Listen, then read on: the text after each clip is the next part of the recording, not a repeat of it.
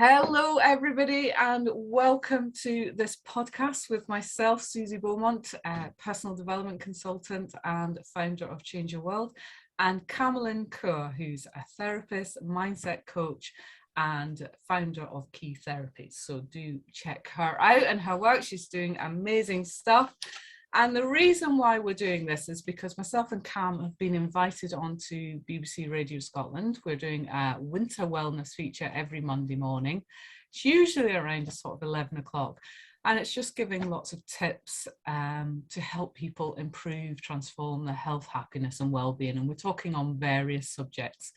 And Monday was Blue Monday, apparently. We'll talk about that in a minute. And it's deemed the saddest day of the year. And it comes around, usually it's the third Monday of January every year. Myself and Cam were invited on to talk about this. But because we literally get 10 minutes, if that, we feel we've got so much more to say. And we just wanted to come on and start this podcast and just giving out tips and advice to help people, because we know that people are being really challenged right now. Pandemic has brought up all kinds of challenges, uncertainty, anxiety, all kinds of issues. So we're just providing a service, helping you change your world and transform your health, happiness and well-being. And that's what today's subject is about. So Cam, first of all, let's establish what is Blue Monday. You know, what it is about. Does it really exist? Right. Okay. So the first thing is, so when you look it up, it comes up on the internet or social media as being the most depressing and saddest day of the year, not just the month, of the year. So that's basically what the term of Blue Monday actually is. But when I actually did a little bit more research into it, I realized that there is actually no, so from a clinical perspective, as a therapist, I don't agree with that at all, because there's no such thing as a 24-hour period of depression. So if you're depressed, it's something that you're going to experience over weeks and months, and it's going to affect your day-to-day functioning. It's not just it's not a bug or a flu virus that you're just literally going to get for 24 hours. You're going to get wiped out and then you're going to go back to normal. So on a clinical perspective, I disagree with it. But even when I looked into it, if you really take it back to the core of it, it was actually a marketing ploy set up by travel companies to boost their sales in January, because obviously post-Christmas, everything becomes a bit quieter. The economy maybe goes down a little bit as well. People are not spending as much. So there was actually a financial incentive attached to it. But there's no evidence, there's no proof. As a therapist, there's no clinical evidence at all, and I can confirm that there's no taught in therapy school at all. No, you're going to get 24-hour periods of depression, everybody. No, that does not happen at all. So it's all just a psychological message that is sent for whatever reason, whether it's to maybe get people to spend more, maybe it's just to kind of get a bit of a, I don't know, like maybe just to create a bit of anxiety, maybe it's just to give people a reason as to why they're feeling. I don't know what the reason is behind it. Now, I can understand back then it was the marketing and things like that, but now, like, I don't know why it's still continuing, but I can definitely confirm there's no such thing as a 24-hour period of depression. Right. Okay. Well, thank you for establishing that. And we will talk about what is depression and the difference between depression and just an off day or an off week, that kind of thing. But before we go there, I want to unpick, because you're saying, you know, I don't know why this is continued. So I had an 18-year career in the media. So I know why it's continuing is because, you know, you're looking around for ideas, you're looking for things to talk about. So this has just become the new norm. It's like, thinking it's an original idea coming for every year. And it's like, let's talk about this. It's a peg, as they call it. But I really want to talk about the importance of the influences that we feed ourselves. So we've got, you know, social media, we've got news, we've got media, we've got broadcasting and billboards, advertisements all over the place. And fundamentally, they all have a message of, there's something in your life that's wrong. I'm going to pick that wound, I'm going to pick at it, and then I'm going to tell you, here's a product that will make you feel better.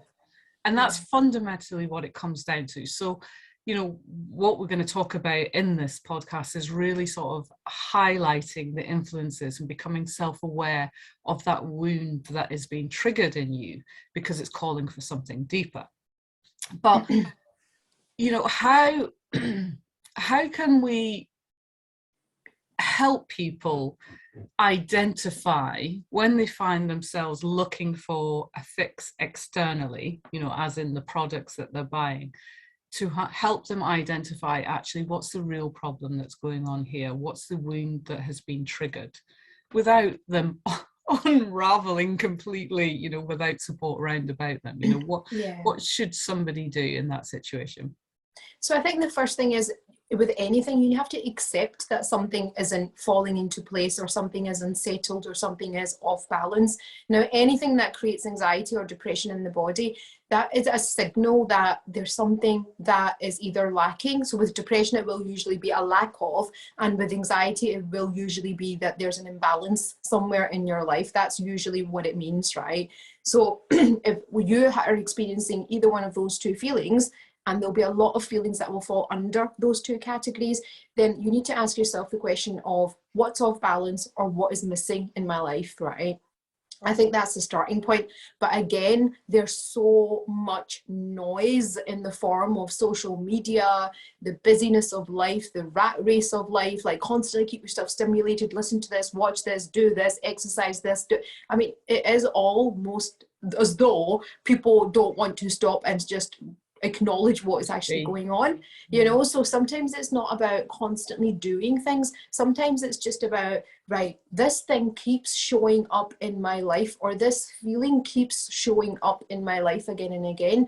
What is the trigger for this? Why do I feel this? Why does this come up at this particular time of the year? Why do I feel like this every Monday? I don't think there's any, I don't believe in Blue Monday. I've never had a Blue Monday in my life, right? But I know Blue of people, Mondays just yeah.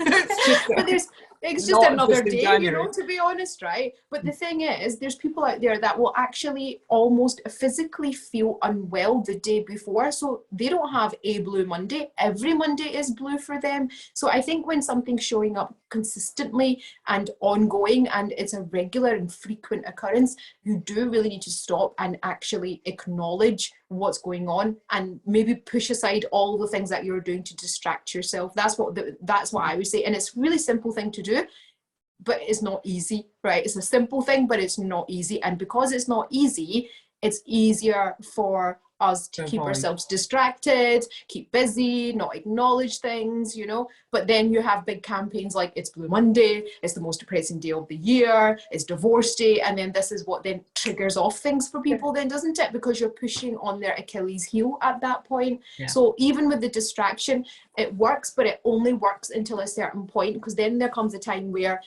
the pain becomes greater than the reality that you're living. So you have to take notice of what's going on.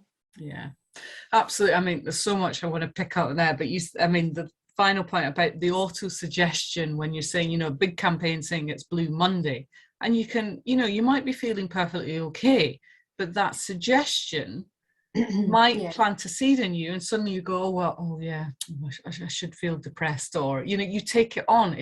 It's like the premise of a voodoo doctor is delivering the fatal word, and the receiver taking on board and taking on. There's a book called The Four Agreements, and it says one of the agreements is to be impeccable with your word, because somebody can take that. You know, if you say something and somebody chooses to take it on, then that then can become their reality. It really is the power of the mind, you know. But I like what you said about simplicity. I mean, anxiety being an imbalance, and depression can often be something missing. Now, there's always, you know, caveats to any sort of what we're saying here, but we often think it is more complicated. And when we are having we are feeling off kilter, feeling down, depressed, it is an alarm bell to say something you are doing isn't working for you. Now, it might be a case of just changing some habits. Like, I know that if I don't get enough sleep, that creates a whole ripple effect for me in my well-being. You know, I eat junk food, I don't exercise because I'm too tired, I can't be bothered. I get grouchy and irritable with everybody around me. Yeah. So, I am like a baby. I'm like, actually, do I need feeding or do I need put to bed? That's Yeah, the but we thing. all are like that though, because No. that's a basic need that we're all hardwired and programmed to have. That's never going to change, is it? Yeah. But this is what I mean. We actually go away from the basics and then we make everything so much more overcomplicated, right? And we start looking for answers from external sources like buying things, purchasing things, holidays. Like when people say, oh, I need to get away. No, you don't need to get away. You need to stay here and you need to figure out what the hell's going on. Because even if you go Why away, are you you're still trying going to to come back. escape? Yeah, Yeah, but because the exactly. thing is, Suzy, when you come back, all of the stuff that you're escaping is still going to be there. So you're not really solving the problem. It's just a sticky plaster approach until like you come back, and that's all it really is. So this is where what you were just saying about basics, like do I need to be put to bed? Do I need to eat? I mean, sometimes it is things like that. If we're not eating properly, like sugar and carbs, they have such a big impact on our mood and our feelings and our emotions, right? I mean, that there's research to prove it. Every time you eat things like that, you're going to get that short-term like fix, but then you're really going to crash after it really badly, and sleep, oh my god. You can see why they use sleep deprivation as a form of torture in some countries, right? You have not had sleep, everything is so much more difficult, isn't it? Even the simplest things become so difficult. All it takes is for there not to be enough milk in that carton when you're making tea, and that is enough to cause a full blown like emotional outburst, isn't there? You're just like, oh my god, why do bad things keep happening to me? I know. And it's just a little thing, but it just shows you how vulnerable we become when we've not slept. Yeah. So let's talk about some of the signs of, some of the early warning signs that some self-care is needed. And then we'll move on to, okay, when these signs are turning into something more serious. So you said there, it can be an outrageous reaction to something small and just, it's not in proportion. Having a meltdown that there's no milk in the fridge.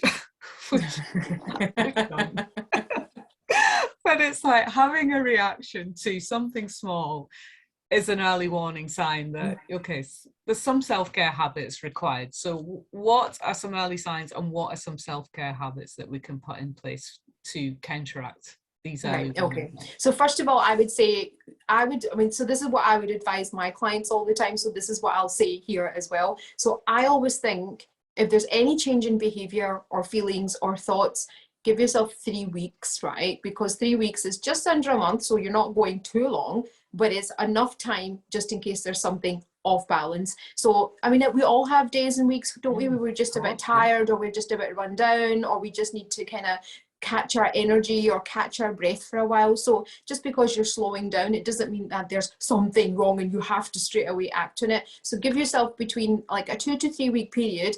If by 3 weeks, whatever you're feeling is not going away, or you feel unsettled, or there's something that's not falling into place for you and you know it's out of character for you, then that's when you need to start taking stock of the fact that this could be something that actually now needs your attention. 1 or 2 days here or there, a week here or there, is not really like, oh my goodness me, I need to get diagnosed with a mental health issue. So I would say wait about 21 days. See how you feel. It might come and go. You might have a few days that are all right and a few days that are not, and you might just climatize as time goes on. But if you don't, then what you'll start to notice is, so one of the first things that people will start to notice is irritability. That's one of the first things, right? So you'll start to notice irritability, frustration, you become short-tempered, you get quite defensive, you get quite confrontational. So things that wouldn't have bothered you before, these are the things that all of a sudden, oh my God, did you see the way she just looked at me? Did you see the way he just looked at me? Did you see the way like they just said that to me? So everything becomes an issue when you yourself know if that had been said or done 2 weeks ago, you would not even have bat an eyelid over it. So things like that, you become more confrontational, but also within yourself, you'll feel quite tense, on edge, quite highly strung, can't sit still. So if you sit down, you're like, oh, I'll quickly just go and do that. I'll quickly go and do that. And if these things are out of character for you, that usually suggests that there's some kind of an anxiety building up now. So that's what I would say with the anxiety. The opposite end of the spectrum of that would be depression and low mood, right? So what you'll start to notice is energy levels start to flag. You feel deflated. You feel demotivated, you feel de-energized, you feel everything is an effort and everything feels like hard work, but it actually physically feels like that as well. It's not just I can't be bothered, it's like you will physically feel exhausted after doing things. You might start to feel really cold, you might start to crave a lot of sugar, a lot of carbs, you'll start to isolate, disengage, detach, and you'll want to start keeping yourself to yourself. So these are the kind of things to look out for depression. And that's often the same signs when you're under a lot of stress and pressure as well. And if you are feeling that stress, something has to be taken off your bridge. And I'll like talk about the bridge later. This is something we deliver in the stress management workshops that I run. But what's interesting about all these things is that all of these things can come up depending on your environment and the circumstances you're living through. So to give a bit of context, so just over 10 years ago, I lost my mum to cancer. My sister came to live with me, who's got learning disabilities. My other sister had been diagnosed with terminal cancer and was in the last sort of year of her life. I'd split up with my partner, which meant selling the house. My job, which I used to thrive at, suddenly I was so stressed with everything that was going on. You know, I was told, go and take some time off. And that felt like I'd failed massively, because I was just like, what do you mean? I don't need time off when I was clearly definitely you needed it. I did. Oh, I so did. It was the right decision. But I remember going to the doctor and saying, my boss has told me to come here and get signed off. And she was like, all right, quite surprised, thinking, you know, great, supportive boss, you know. And she said, well, what's going on? And I sort of explained to her, and she was like, oh, right, okay. Before I'd even sort of got through my list, I was like, you know, on point 2, she was like, oh, right, she's already signing me off for sort of 2 weeks. But then she did, you know, a kind of test to see if I was feeling suicidal or depressed, and she offered me medication. Now, I knew at that stage enough to know that medicine wasn't going to help me. The reason I was feeling depressed and stressed and overwhelmed was because of my circumstances and my environment I was currently, all the challenges I was having to navigate through. And I knew enough to know that it wasn't always going to be like that. But right now, this was just a really horrible, challenging time, and I needed support, and meds weren't going to do that. So, you know, fortunately, I had a life coach that I was able to use as a sounding board. I had good friends that would listen to me offload, and, you know, God love them. They're still friends in my life. I had another friend that got me into running, and I mean, that was a game changer. Now, I couldn't run the length of myself, but she managed to get me to the ability to run half a marathon during that time, because the anger, the frustration, the upset, the grief was all driving me, because I had these emotions in me and I had to process them. I had to get them out. So how, I guess the sort of question that, you know, you're saying about the 21-day period. Now, this for me went on for months because of the circumstances I was under. And how, you know, how can we differentiate between clinical depression and depression because of our circumstances? So the obvious thing is that there's a trigger. So when you've got clinical depression, there's a chemical imbalance. So it won't necessarily be triggered off by something that's going on in your life. It's just there, constant. And it doesn't matter what happens, you're not going to come out of it. Whereas when there's a depression, which is triggered off by a life event, then you know that that is my trigger, my stressor, the source of like my feelings or my discomfort. And what do I need to do to be able to deal with that? So it's always easier to pinpoint it to something, because you'll be able to trace it back to, I was fine until that happened, and that's why I say with the 21-day period, because If it's just like, say, here or there, you're just having a bad day here or there, that 20-week period, you're not going to feel like that constantly. You'll have good days, you'll have bad days, you'll have days where you're okay and days where you're not, which is why you know it's probably just something that's like going on in the environment within you. Maybe you're just feeling a bit sluggish. But if by the 21-day mark it's not going away, which in your case it didn't, that's when you know this is something now that needs my attention. In any case, whether it's a life event or whether it's a clinical depression situation, you're still going to have to give it attention, because it's not going to go away unless you actually address it. So if it's clinical depression, you would then go to the doctors and say, look, that's been like 3 weeks now and I've been feeling the same. It's getting progressively worse. It's not getting any better. Either you'll need medication or you need to go and speak to somebody about it. And so a lot of people think something hasn't happened until they start talking about it. And then all of a sudden, like, they start rhyming off, like, this happened, this happened, this happened, this happened. And then I'll say, do you think maybe that is contributing towards you feeling weighed down? Oh yeah, maybe I didn't think about that. So sometimes it's worth, actually, even if you think nothing traumatic has happened, it's worth going to speak to somebody, because you just never know what is going to come up. And if something is not coming up in the present moment, there might be something from your childhood. Like, nobody is born feeling depressed. There's something that's happened, or there's something that's said to you. So we were talking about Blue Monday, right? Now that is literally just a media campaign that goes on for a week, and look, everybody's like, oh, I feel depressed today, right?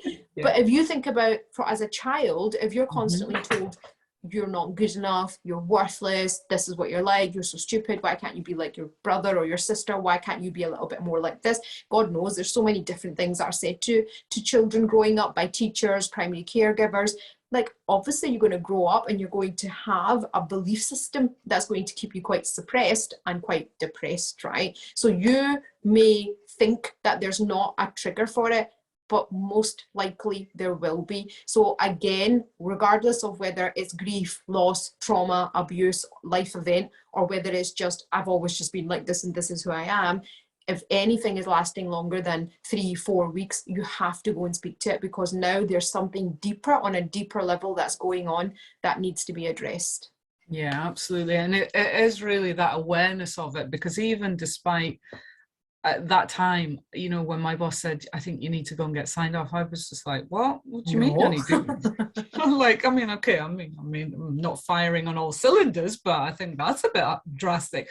And it was absolutely the best thing. And sometimes it's actually just taking a break from something for you to get, there's another great book called The Things We See When We Slow Down. And sometimes you don't know the impact of something until you step away from it, take a break from it, and you step out of that bubble and it's not there anymore. And just having that space where I didn't have the pressures of my daily job to perform meant that I actually had a bit more capacity to deal with, because I still had demands on me, you know, fighting with social services, trying to get a care package in place for my sister, and, you know, doing the daily care of my sister and all the other things. Grieving at the same time as well. And grieving. I mean, well, that was the interesting thing. You talk about avoidance and distraction. I didn't grieve at all. And it was probably about 3-4 years later, once we'd really got my sister settled, she moved into a house just 2 minutes away from me, you know, all the stuff with dealing with my mum's house, everything had sort of settled down and there was no more distractions. And I was left alone with me. And I was like, okay, I can't actually hide away from myself anymore. I'm actually going to have to deal with it. And that's when the grief came up. And it was probably a good 4 years later. Wow. Until that grief, and that had been suppressed all that time. So you can imagine the impact that was having. So, I mean, in terms of distractions, let's talk about the distractions, because we can use all kinds of distractions, and some are blatantly obvious that they are negative and they're obviously not good for us. But I've seen it, you know, people doing lots of exercise, or being a workaholic. I mean, I hold my hands up. I can be a workaholic if I'm not reined in to sort of say, please take a break, you know, because not because, you know, it's just because I love what I do and I can get easily absorbed in it. But actually, if I don't take my breaks, I don't recharge, I don't put in my self-care routines, then that becomes actually destructive, and then I'm not doing my job well. So let's talk about distractions and some of the techniques and the tricks that we will use to kid ourselves that we're fine. We're okay. We're okay. Yep, nothing wrong with me. Yeah. There's so many, isn't there? So I think you've hit the nail on the head there when you're saying it's a distraction and you kind of convince yourself that you're absolutely fine. So, and distractions are okay because sometimes we need them. Sometimes we don't have time to slow down, and because everybody deals with things differently. So some people don't have the luxury of grieving when they experience a loss straight away. And this happens a lot with people that have got young children, or they've got dependents, or they've got challenging jobs, or people that are left to sort out property, wills, estates, like any kind of paperwork when somebody passes away. So those people don't have the luxury of just being able to process in their own time, so that they are going to have to rely on distractions until they have that ample time to be able to actually process and grieve and allow that pain to work through their body. So some of the ways that will probably show up is eating. One of the most obvious ones, right? Overeating. I can concur with that, ballooning up 2 stone, yep. Overeating, comfort eating, binge eating, which is really, really different. Like all three are different. So the comfort eating is just eating just to comfort yourself every time you're emotional. Binge eating is actually when you go through periods of eating loads and then you actually balance it out by not eating anything for a while and then you eat again. So again, your moods are just going to go up and down.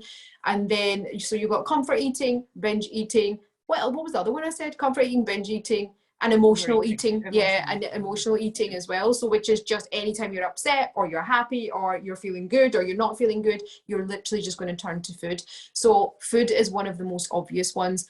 Alcohol, drugs, overworking, cleaning all the time, constantly keeping yourself busy, constantly being social, don't want to stay at home, avoiding friends and family you know that are going to ask you obvious questions like how are you really, or how are you coping, or what are you doing at this point. So you always have people like that call you out in your life, and you will begin to avoid those people. So you'll start to avoid those people, and instead you'll start engaging in very superficial chat, which will be like, yeah, it's really nice today outside, isn't it? So what have you been up to? Have you got any holidays booked? All this like nonsense that's not important at that point, right? So because this is what you then start to classify as safe territory, right? Also physically avoiding eye contact, avoiding like actually looking at people, avoiding being around certain people. Maybe body language becomes closed off, right? So you might see somebody coming over and you might just pretend you're looking the other way, like actually just even obvious things like that.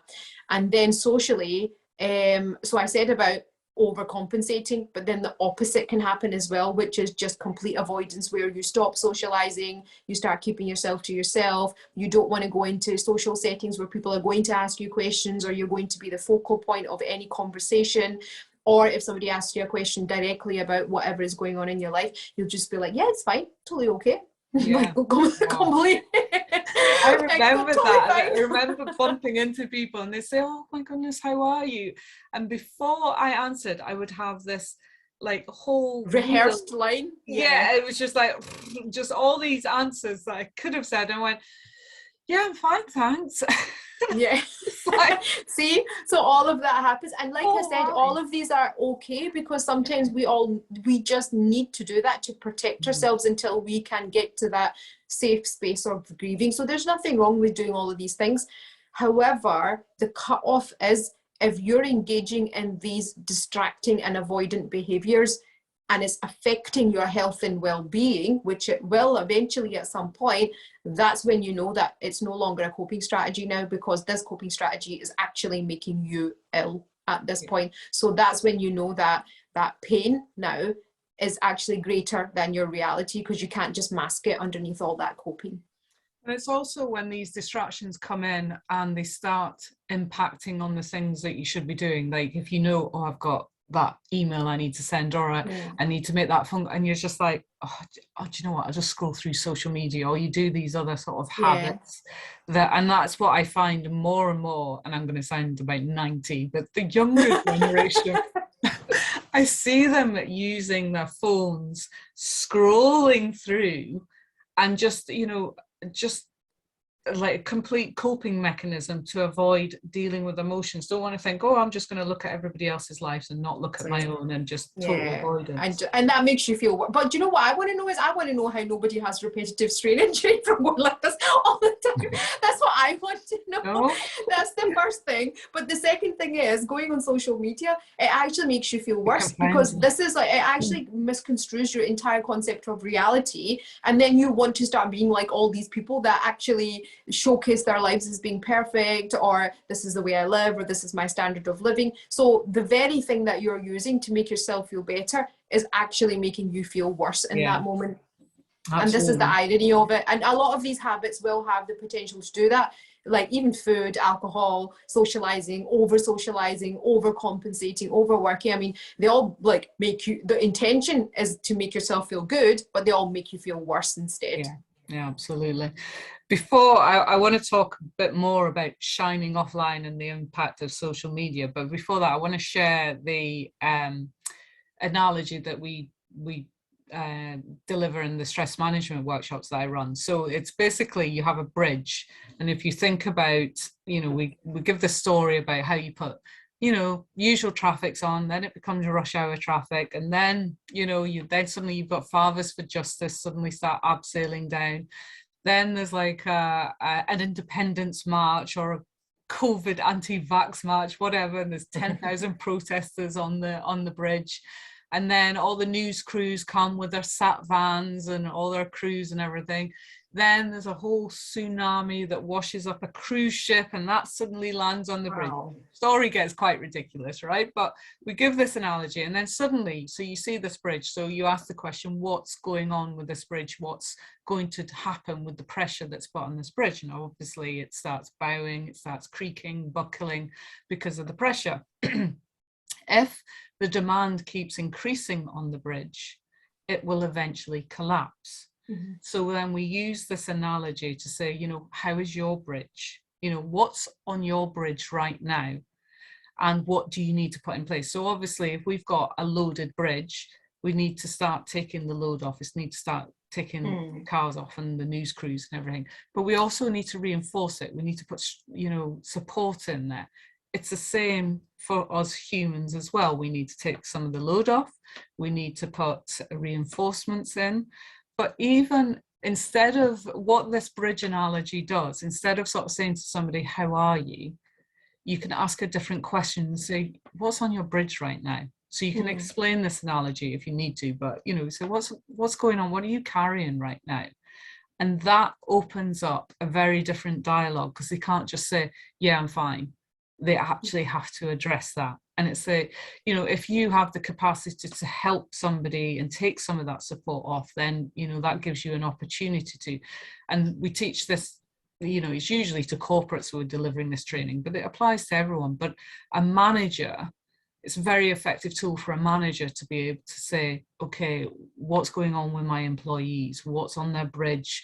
What priorities can I delegate their workload to somebody else that hasn't got so much on their bridge? So it's having these conversations. So it's just a really useful, effective tool if you do see somebody that you think is struggling and they're not quite opening up, and they need to kind of acknowledge themselves what they are actually currently carrying. Because if you are just in do, just like, oh, I've got this to do, got that to, you don't stop to slow down and sort of say, actually, I do have an enormous amount on my bridge. This is actually ridiculous, because you're just doing what you have to do. You're just coping. You don't see it. And you see that with new mothers all the time, you know, sleep deprived, just feeding the baby, you know, all of them, especially if they've got more than one child and they're all different ages. I hold my hat off. I know. I think every mother should get an award, shouldn't they? I completely. Oh gosh, honestly, I don't know how women do that. I see women, and I see my sisters, and I'm just like, oh God, they're like super women. Like seriously, I just think, how the hell? Yeah. Like I actually can't even cope myself, right? Like I just think, how because there's so much going on there, you know. And I think obviously when you've had a newborn, it's that whole hormonal side of things, and emotionally you're going to be feeling very fragile and very vulnerable as well. And you know, it's really important what you said there about the bridge analogy. It's really good, and it's a really nice way of actually explaining things to people. And it's just about asking open questions. How are you is probably going to be the least effective question you can ask, right? But it's also used the most. Yeah, exactly. But also the other thing is, Suzy, that's the one that people already have, like you said, a rehearsed answer for. Fine, okay, doing all right, getting on with it. Like, these are just the standard responses you get all the time. Even asking questions like, how are you dealing with things, right? Like, even that, or what can I do to support you or help you? Because sometimes the person doesn't actually know that they need help or they need support. So even just planting that question in their head and saying, what can I do to support you or help you? Like, I remember when my sister had her newborn, I actually asked her, like, and she said, can you just take him for a couple hours? I just want to sleep. That's all she wanted, just sleep. But I think but if I hadn't asked her that, I don't think she would have actually acknowledged that, because she probably would have just kept on running on adrenaline. Yeah, and that's the thing, until you collapse, until the bridge collapses. And I mean, the thing is, when you're in a stress response, it shuts down the prefrontal cortex of your brain, which is a decision-making part of your brain. So and you can't do it. And the classic sign of being in stress, when you're in a situation and somebody asks you a question and you're like, I don't know, and then, maybe 2 hours later, when you're removed from that situation, you're breathing, calm down, you're back in nature, you're completely detached from that stressful situation. And you suddenly think, why didn't I say that? But the obvious answer was that, and you're like, why did I not think of that at the time? And that single moment can be a real sign of stress in your life. And again, that wake-up call, that awareness. So I'm conscious we've talked about identifying the problem. So let's talk about the solutions. What are things we can do to improve our health, happiness, well-being? What can we put in? And, what are some self-care measures that... Well, first of all, tell me what your self-care measures are. What you? Yeah, let's see what the therapist does. Let's see what the therapist does. Let's see what the therapist does. So first of all, I have to say that I actually do listen to my body, right? So I do practice what I preach. So if I get to that point, so I will work. I don't have the 9 to 5 structure. I've never had that, to be honest. So I will have days and days and days where I can work, but I am actually in the zone and I know I can produce copious amounts of work in that space of time. But then equally, when I stop thinking, or my task is taking me longer to complete, that's when I know, like, it's not happening now. I've lost the zone, right? So I need to now regroup, and I need to get away from this, and I need to go and do other things. So those other things usually are, for me, running, yoga, eating good food, right? And by good food, I mean as in things that are like prepared fresh, eating things that are quite high in nutrients, eating things that are quite light, so that all my blood is not constantly just digesting like food. So basically making sure I'm eating well, lots and lots and lots of water, because you need to flush out the toxins. Any buildup of toxins in your body is not going to make you feel good. If you don't physically feel good, then you don't actually think clearly either. So water is a big thing, and a lot of people feel unwell and have headaches and have brain fog, all of that because they're dehydrated as well. So food, water, exercise, getting your body moving, getting those lymph nodes like drained out, yoga, that's another thing, and music. For me, I cannot live without music. I do not know how people live without music. So if I'm not doing face-to-face appointments and I've got an hour, or I've got half an hour, or even 10 minutes just free, like where I'm catching up on paperwork, the first thing that BBC Sounds app goes on, and that's it, because it's mood lifting. Like, for me, music is everything. It changes the vibration, but it has an impact on your cells. It makes you just feel a bit better as well. And then finally, I think for me, and I'm so blessed, and I never take this for granted, I have such a strong structure of people around me that I literally can pick up the phone to. And even if I don't pick up the phone, guaranteed I will get a text message from these people once a day, and it could just be closed off messages like, thinking of you, hope you're okay, have a nice Monday, have a nice Wednesday. But it's just, I always know that there's people there around. And I think these kind of things are what is our scaffolding, what you were talking about in referring to the bridge. I mean, I'm a huge fan, like role models. I said this on Monday in the interview, that we become the direct reflection of the 5 people we spend the most time with. And if those people are negative, energy vampires, draining to be around, or, just have that kind of, who do you think you are, trying to improve yourself, right, kind of, get over yourself, that kind of attitude, you never grow in that situation. It keeps you small and in your limiting belief. It just reinforces any wounds that you have. So really broad, if you're thinking to yourself, wow, who are the 5 people I spend the most time with? Because when this concept was first introduced to me, I was like, oh God. It's amazing, isn't it? I was just like, oh, that's really worrying. I was like, well, I really need to start turning around and enhancing my circle. And the thing is, I did have some really good core friends, but because they all lived in different parts of Scotland, I wasn't able to see them. It was like the 5 people I spent the most time with were some very challenging work colleagues that I was having, relationships were breaking down. It wasn't great. And, plus my partner at the time, I mean, we weren't in a great relationship, and so it just wasn't healthy, and it was really impacting my health, happiness and well-being. And again, that comes down to your environment, the circumstances as well. But that thing about really listening to your body, I mean, I always emphasize this. Our bodies are talking to us all the time. When you've got a headache, it's communicating something to you. It's saying, I need more water, I need a rest, I need a walk outside, I need some fresh air. It might be something, but we often ignore it. We're like, oh, just pop 2 paracetamol and move on, and then you're like, oh, another headache. And then when we start ignoring this, it starts expanding. Then it's backache because you might be under a lot of stress or financial worries, or like lots of it all adds up. And it's not, and it usually isn't, but Suzy, is usually not another headache. It's just the same headache which you managed to suppress for 3 hours because of the painkiller. So it's not even, none of these will be new symptoms. It's just things that you keep masking. And it's the external circumstances that might be the stress, and physical circumstances are going on,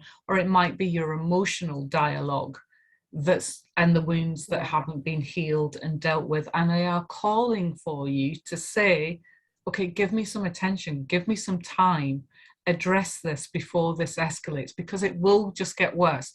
It's like any alarm, it just gets louder and louder and louder until you cannot ignore it anymore, and that's what your body's calling for. So if you're finding yourself having aches, pains, tweaks, that kind of thing, it is saying, please pay me some attention. Some of the techniques that I use, certainly when I was going through those really challenging times, was first of all a gratitude journal. Now at the time I was just like, I felt so negative in my thinking that I was just like, I can't even think of anything. And then Alistair, the life coach that I work with, he's got a very dry sense of humor, and he knows exactly what to say to me to trigger the response he's trying to get.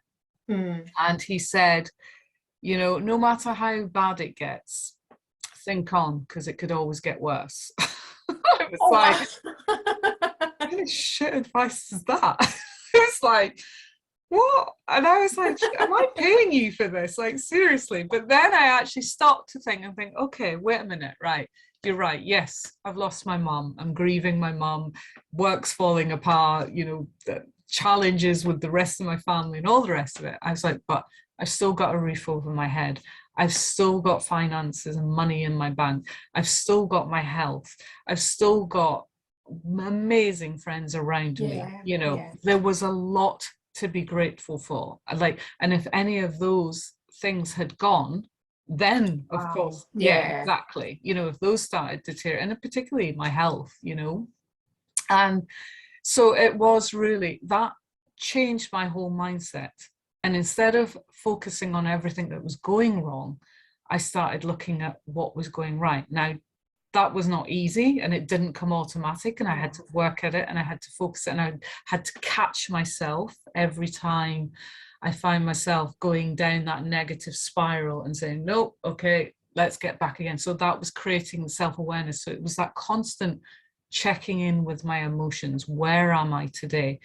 And really getting a good sleep hygiene. I mean, you know, I've gone through periods where I've just not had good sleep hygiene, good sleep routine, and it really impacts me. And it's just like I said before, it derails everything. It derails my healthy eating, my exercise, my relationships, my productivity at work, that kind of thing. So it's almost looking at the triggers.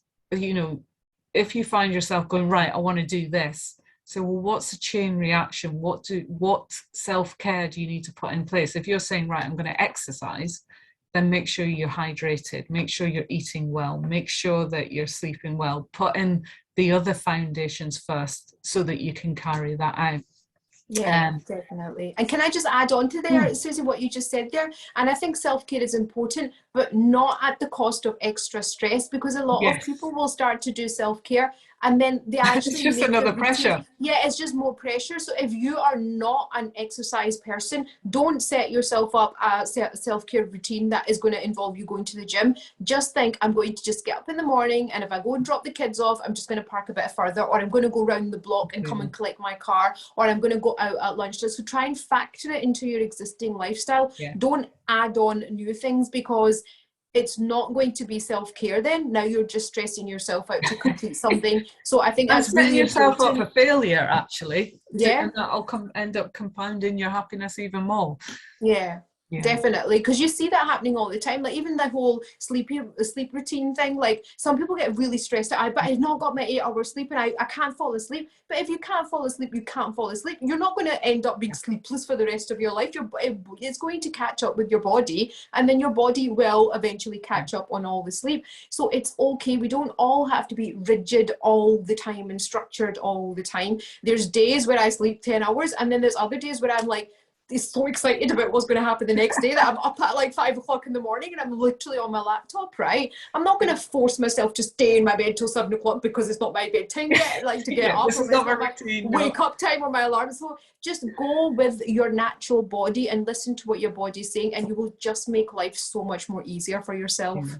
One of the things I did put in place, and we did talk about this, and I know what you're saying about if you're not that type of person, don't do it, but you can change yourself, because I told myself I wasn't a morning person, and the concept of a miracle morning was introduced to me. So the idea of a miracle morning is that if you say, oh, I haven't got time for this, I haven't got time for exercise, I haven't got time for meditation, I haven't got time for this, the idea is that you get up an hour earlier than you normally do, and you spend 10 minutes doing each of these things. So, or you use that hour to do whatever you want in that hour, but it's just for you solely. So, it was introduced to me that you did 10 minutes of visualization, 10 minutes of journal writing, 10 minutes of reading a book, 10 minutes of exercise, and it just went on like that. And I was like, who does that? It's just like, who the hell gets up an hour earlier than they need to?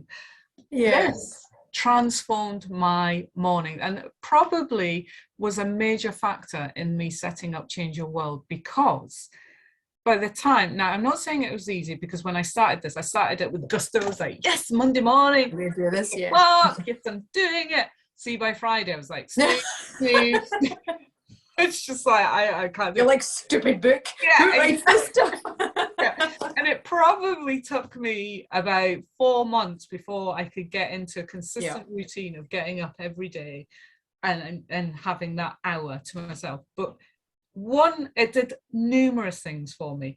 One, I felt like by 7 o'clock in the morning, I was winning at life because I'd achieved all these things. The other thing is, it gave me an hour to myself that I didn't get in any other the rest of the day, because the rest of the day was taken up of demands from work, my family, just housekeeping, whatever it was all for other people, other stuff. And that hour was just for me, which I never got anywhere else. And that gift to myself was amazing. Then it started improving my fitness, because obviously I was starting to do running in the morning, doing exercise. So you know, I was like, whoo, I have already nailed it all. You know, I didn't have this energy taken up in my head or this brain space where I was like, oh, still got to do my run after work. I've got to do my run after work. Oh Yeah, God, I've because got it's to done. exercise. It was done. I didn't have to think about it, and that left me free to just focus on the jobs in hand and whatever was coming up for the day, because I had done that. And it was, yeah. And it just led to a whole kind of routine of a momentum that created a whole change in my life, a whole ripple effect. And that's what Change Your World is all about. It's like the choices we make, what are the ripple effect of those choices? And when you said earlier about simplifying things, that's fundamentally, if we can get it down to, okay, are these choices I'm making going to take me closer to the life I want to live, the way I want to live, the way I want to feel, or are they going to take me further away? And you won't always get your choices right, but it's about learning from those choices, learning about the impact of those choices. And, you know, even if you just get one meal a day right, that is one meal better than you did the day before. So do it in baby steps and build it up, habit stacking. Realistic expectations. So what you've described there, I mean, that, like the miracle morning, it does work because you get up early and you get everything done.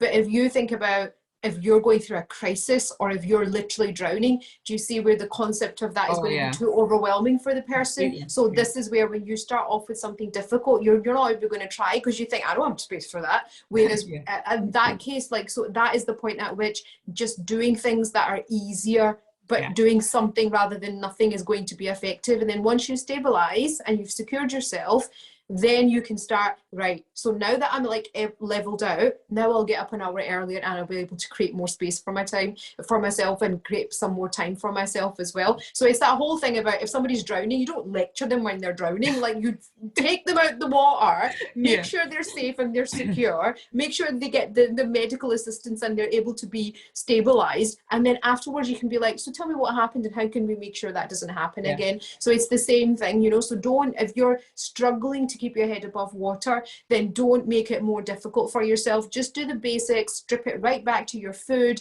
your sleep, your exercise, all the simple things. And then once you've stabilized yourself and you're in a better headspace, then you start looking at, right, what are the long-term changes now that I need to put into place? And that would be things like habit stacking, it's things like miracle morning, it's things like avoiding procrastination, like be realistic expectations. So that's where all of those things come in. So I guess the approach is short term, and then long term, what are we going to do? Yeah, and really just a focus on what you actually can do, what you can take control, and just take it in baby steps. And don't beat yourself up in the process if you know, let a day go or whatever. You just do the best that you can with your current knowledge, experience, wisdom, and your circumstances that you find yourself in, you know, and get support in fundamentally. Absolutely. Definitely. I'm conscious of the time. It's 5:02, so I know that you've got another client and you have to go. So hope you've enjoyed that. I know we had Dawn watching with us, and she was saying that she hears us, food, friend and enemy for her as well. So she completely relates to that as well. But we will obviously be posting this out on our social media channels. So if you do have any questions, please put them in the comments and we'll get back to you. We do check out our services as well. Obviously, Cam is a psychotherapist, has numerous therapies and services that she has. We have our coaching services, Change Your World Every Day, our online coaching program, plus our stress management, various tools and techniques, and a whole database of experts that we can put you in touch with. But yeah, get in touch if you are struggling. If you do know somebody that needs support, do send them our details or ask them how the bridge is and what you can help to strengthen that bridge. And yeah, look after yourself, take care, and yeah, let's keep up the good fight, so to speak. Definitely, and there's no such thing as Blue Monday. Don't fall for it. Yeah, don't fall for it. Don't believe everything you hear. And it's all a conspiracy. That is a fundamental point just to finish on, just like to really be a leader in your own life. And is it right for you? And if it's not, like I always say, be a scientist in your own life and experiment, evaluate, and if it's right for you, double the dose. If it's not right for you, ditch it, find something else. Don't just take on board what the experts are saying. You know, try some of the techniques that me and Cam have suggested. If they work for you, great. If they don't work, look at something else. You know, it's about finding out what's right for you, because we are all individual, and that's fundamentally about leading our own lives. So yes, so that's quite interesting. You use the scientist approach. So I use be your own lawyer. Where's that's the evidence? Where's the facts? exactly. Well, there you go. You got your technique, I've got mine. Yeah. Everybody be your own scientist and lawyer, and you're sorted. Exactly. All right, Cam, thanks again. Thanks for watching, guys, and love to you all the Take best. care. Bye. Bye.